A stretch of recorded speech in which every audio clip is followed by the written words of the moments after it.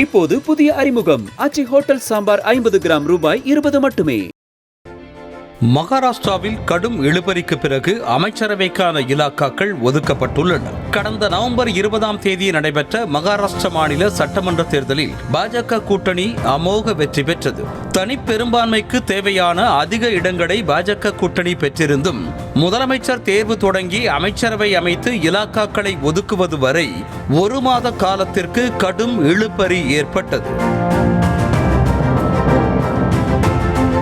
132 தொகுதிகளில் வென்று தனிப்பெரும் கட்சியாக பாஜக உருவெடுத்திருந்தாலும் 57 இடங்களில் மட்டுமே வெற்றி பெற்ற கூட்டணி கட்சியான சிவசேனாவின் ஏக்நாத் ஷிண்டே முதலமைச்சர் பதவியை தக்க வைக்க விரும்பினார். அதற்கான தீவிர முயற்சியிலும் அவர் இறங்கினார். ஆனால் தனிப்பெரும் கட்சியாக உருவெடுத்ததால் முதலமைச்சர் பதவியை தங்கள் பக்கம் வைத்துக் கொள்ளவே பாஜக விரும்பியது.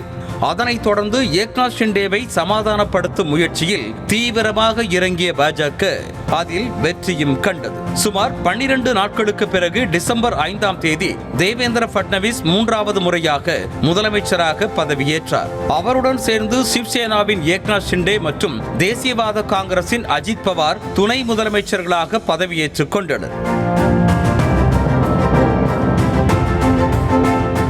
முதல்வர் பதவியேற்பது தொடர்பான சிக்கல் ஒரு வழியாக முடிய அடுத்ததாக அமைச்சரவை அமைப்பது தொடர்பான சிக்கல் மகாராஷ்டிராவில் நீடித்தது.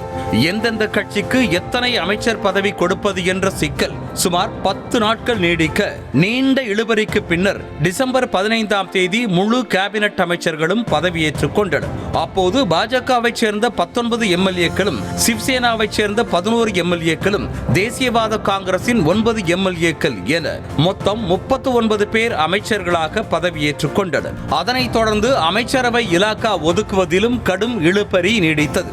ஏக்நாத் ஷிண்டே மற்றும் அஜித் பவார் தரப்பு முக்கிய இலாக்காக்களை பாஜகவிடம் கேட்டுக்கொண்டிருந்ததால் இலாக்காக்களை ஒதுக்குவதில் கடும் சிக்கல் ஏற்பட்டது.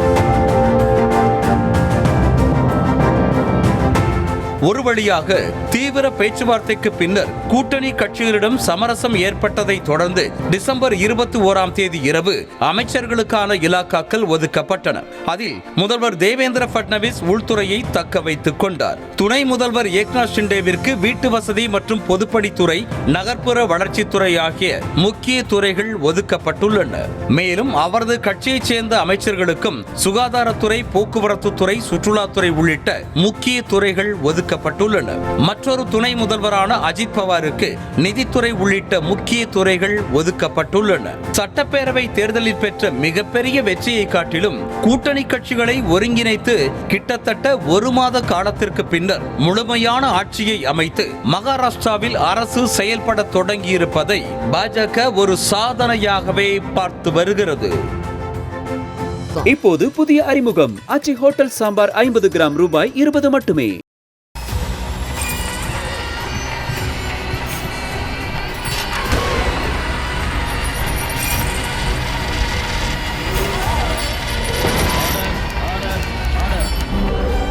நிகழ்தகவு குற்றங்களின் மறுபரிமாணம் நாள்தோறும் இரவு 10 மணிக்கு இணைந்திருங்கள் நமது நியூஸ் தமிழ் தொலைக்காட்சியோடு.